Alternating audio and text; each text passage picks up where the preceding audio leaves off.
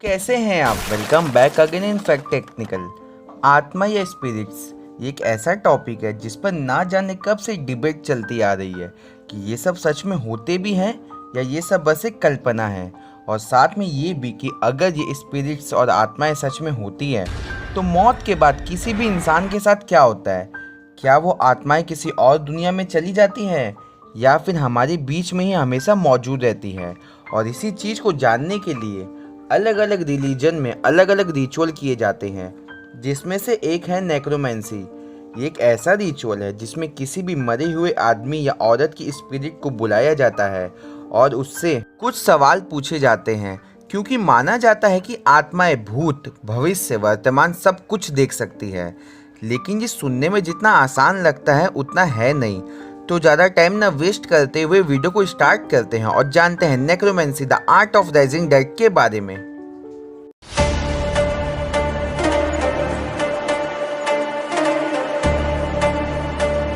Necromancy Greek शब्द नेक्रोमेंटिया से लिया गया है, जिसमें नेक्रो का मतलब है डेड बॉडी और मेंटिया का मतलब है डिविटेशन यानी फ्यूचर जानना। नेक्रोमेंसी का जिक्र पहली बार ओडिसी द ग्रीक नॉवल में मिलता है, जिसमें एक बहादुर Roman general Pompey the Great के बारे में बताया गया है, जिन्होंने रोमन एम्पायर बनाने में एक अहम भूमिका निभाई थी। और जब वो रोमन एम्पायर के किंग बनने वाले थे तो उस समय उनके बेटे सेक्टस को इस बात की बहुत चिंता थी, क्योंकि कुछ दिनों बाद उनके पिता पॉम्पी को एक भयानक युद्ध करना था, जिसके बाद ही वो रोमन एम्पायर के किंग बन सकते थे।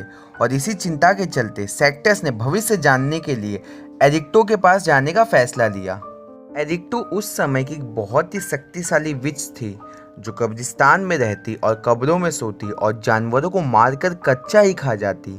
लेकिन फिर भी वो हिम्मत करके उस विच से मिलने पहुंच गया। जब सेक्टस ने उसे सारी बात बताई तो एरिक्टो ने उसे एक डेड बॉडी लाने को कहा, जिसके गले और छाती के हिस्से ज़्यादा डैमेज ना हो, और साथ ही साथ शराब की एक बोतल और मांस भी लाने को कहा। और सेक्टस को कुछ दूर चलते ही एक सोल्जर की डेड बॉडी मिल गई, जिसके गले और छाती के हिस्से बिल्कुल सही सलामत थे, क्योंकि जब वो स्पिरिट उस बॉडी में आए तो वो अच्छे से बोल पाए और उसके सवालों का जवाब दे पाए। क्योंकि नेक्रोमेंसी में बॉडी की कंडीशन के हिसाब से ही स्पिरिट बिहेव करती है।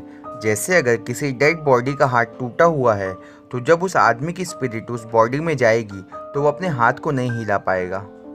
और जैसे ही सेक्टस ने एरिक्टो को डेड बॉडी लाकर दी, उसने नेक्रोमेंसी परफॉर्म करना शुरू कर दिया, जिसमें उसने उस डेड बॉडी को कैंडल्स के एक सर्कल में रखा और स्पिरिट को ऑफर करने के लिए एक शराब की बोतल दी और मांस दिया और उसे उस बॉडी पर रखा।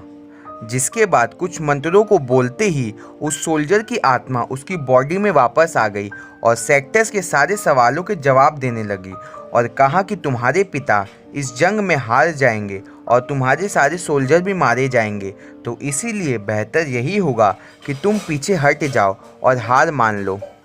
और सवालों का जवाब देते ही सोल्जर की आत्मा वापस चली गई और उस विच ने उसकी बॉडी को जला दिया, क्योंकि कहा जाता है कि नेक्रोमेंसी में केवल एक बार ही किसी आत्मा को बुलाया जाता है, और अगर कोई विच एक बार से ज़्यादा किसी सेम आत्मा को बुलाती है तो वो आत्मा उसी की ही जान ले लेती है। इसीलिए नेक्रोमेंसी जिस भी डेड बॉडी पर की जाती है उसे जला दिया जाता है। सेक्टस को जब उसके फ्यूचर के बारे में स्पिरिट से पता चला तो उसने उस पर विश्वास नहीं किया और एक झूठ समझकर जंग करने अपने पिता के साथ चला गया। लेकिन रिजल्ट वही हुआ जो उस सोल्जर की आत्मा ने कहा था और उसका पूरा साम्राज्य नष्ट हो गया। लेकिन ऐसा नहीं है कि नेक्रोमेंसी केवल भविष्य जानने के लिए की जाती है। कई विचेस नेक्रोमेंसी केवल शक्तियाँ हासिल करने और हमेशा जवान रहने के लिए भी परफॉर्म करती है। लेकिन आपका नेक्रोमेंसी करने का पर्पस जितना इमेंस होगा, रिचुअल्स भी उतने ही खतरनाक होते जाएंगे। जैसे जिस डेड बॉडी पर आप नेक्रोमेंसी करेंगे उसके ही कच्चे मांस को खाना और भी बहुत कुछ। वैसे ज़्यादातर नेक्रोमेंसी ग्रीस, पर्सिया, रोम में ही परफॉर्म की जाती और मेडिवल पीरियड में तो कई विचेस इसे अपने खुद के फ़ायदे के लिए परफॉर्म करती।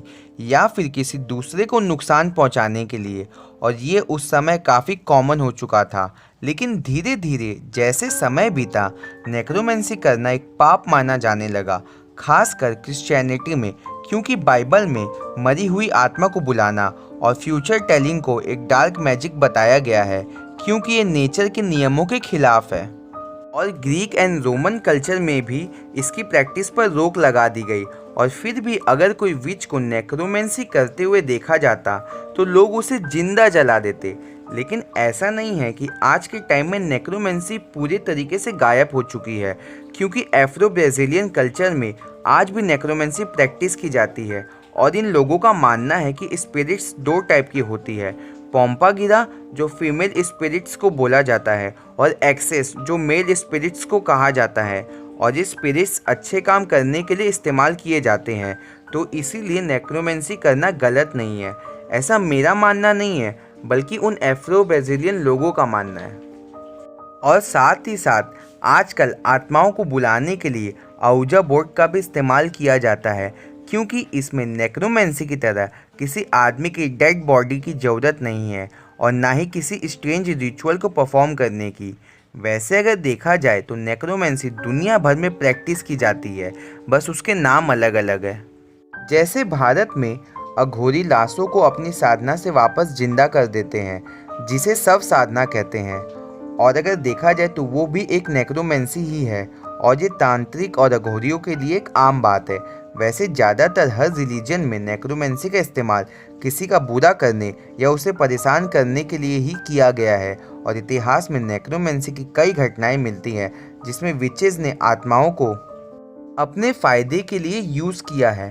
अब ये सब सच है या झूठ ये तो मुझे नहीं पता, लेकिन मैं आप लोगों को बस एक ही बात बोलूँगा कि इन सब चीज़ों से दूर रहें, और इस वीडियो को बस एक इन्फॉर्मेटिव वीडियो की तरह ही देखें, क्योंकि नेक्रोमेंसी सही है या गलत ये तो मुझे पता नहीं, लेकिन एक बात पक्की है कि ऐसी चीज़ें हमें कभी भी फ़ायदा नहीं दे सकती।